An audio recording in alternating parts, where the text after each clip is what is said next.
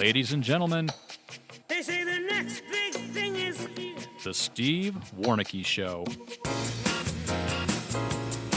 Hello, everybody. Welcome to the Steve Warneke Show. Thank you for being here. I am retired Denver police sergeant and author of From Boy to Blue, Becoming One of America's Finest, available at Amazon.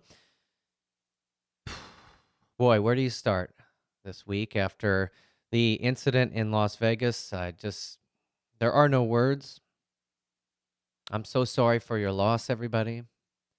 I'm so sorry for the pain. And I'm so sorry that we as a country are at this place in history where this is commonplace. I want to extend a sincere thank you to all of the spontaneous heroes that emerged in an incident like that, to law enforcement. It is because of these people that more people were not killed. I thought maybe this week might be too soon to talk about how we as a country can begin to fix this situation, but apparently I was wrong, as I see that's not the case in the media and online. I'm not going to be a person, if you've listened to this podcast and read my articles, I tell you how I think. I never tell you how you should think. I'm hoping for an open, honest dialogue between people. I certainly have my opinions. I'm definitely hoping to persuade you, but I don't do that with emotion and hatred. I do that with sound, usually emotionless reasoning that I'm hoping most rational people agree with. We all know these things are coming more and more, mass shootings, and I don't think we realize how much. I have just a recap here, and this is just since the Virginia Tech shooting in Blacksburg, killing more than 30 people back in 2007. July 7th, 2016, in Dallas, 5 police officers murdered after they were ambushed. June 12th, 2016, the Orlando, Florida Pulse nightclub shooting. 49 people were killed. December 2nd, 2015, San Bernardino, California. A couple fired dozens of shots inside a conference hall where county employees had gathered. 14 dead, 17 wounded. November 17th, 2015, Colorado Springs, 3 people killed, a police officer and 2 civilians, 9 wounded. October 1st, 2015, Roseburg, Oregon, 10 people shot dead. July 16th, 2015, 4 Marines and a Navy petty officer killed. June 17th, 2015, Charleston, South Carolina, 9 people shot dead at a historic black church in Charleston.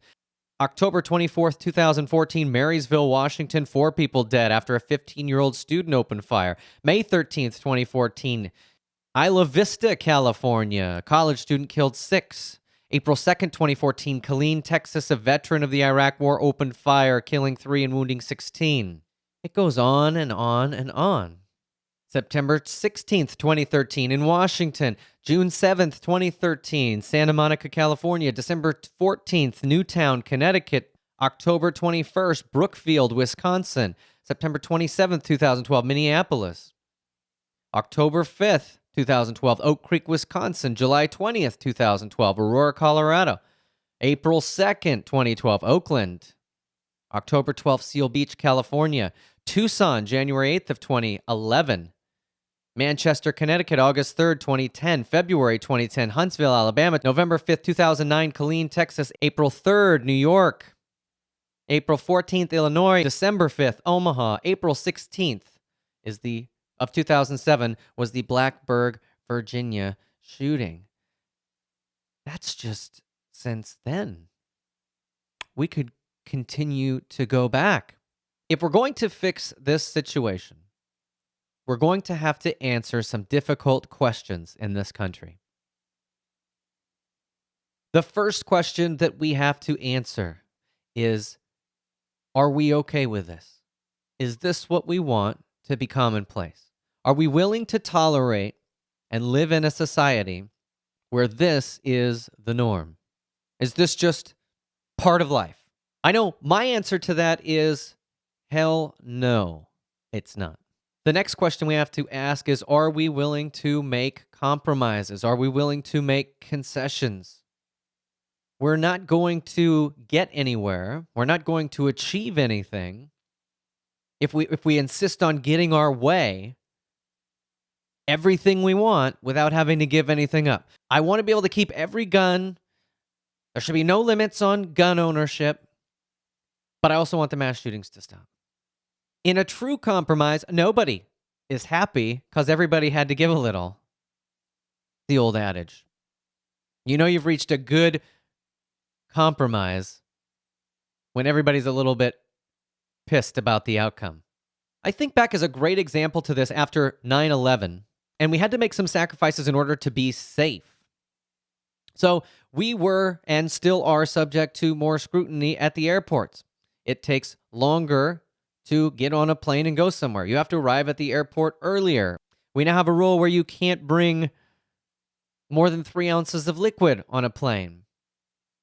Security is tighter. We have x-ray machines, right? Nobody really liked that. Nobody likes that. If we had our way, we would go back to the olden days where you could pull up in front of the airport and walk in 15 minutes before your flight and get on. But we're not living in a place where we can do that. So in order for everybody to be safer, we had to make some concessions, reasonable concessions. That's what we had to do. So those of you that are not interested in gun ownership don't care. Take the guns from everybody. But people, and I'm included, care about gun ownership. What is it we're willing to give up? Are you willing to give up something? And as we move forward from this and we get into possible solutions, we have to ask ourselves, are we being reasonable? Are we being unreasonable? Are we open, truly open to suggestions?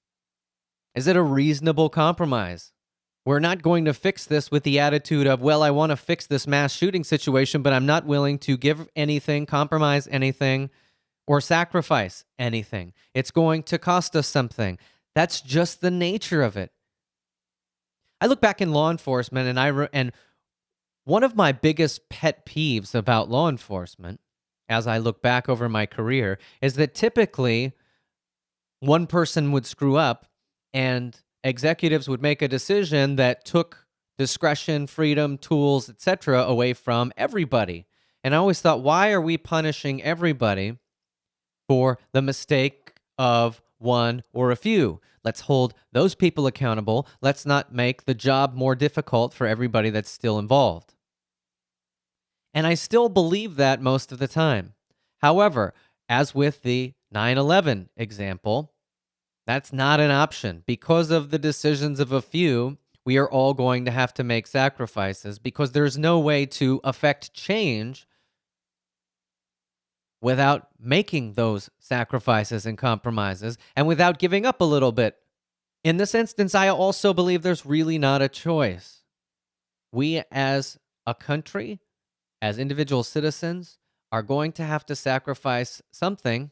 I'm not sure what it is yet. We're going to have to give up something. We're going to have to come to a compromise, hopefully a reasonable one where nobody's really that happy because everybody's going to have to give a little bit. I saw Conan O'Brien's remarks about the Las Vegas shooting, and he said it just shouldn't be that easy to do this. It shouldn't be this easy to kill and injure hundreds of people.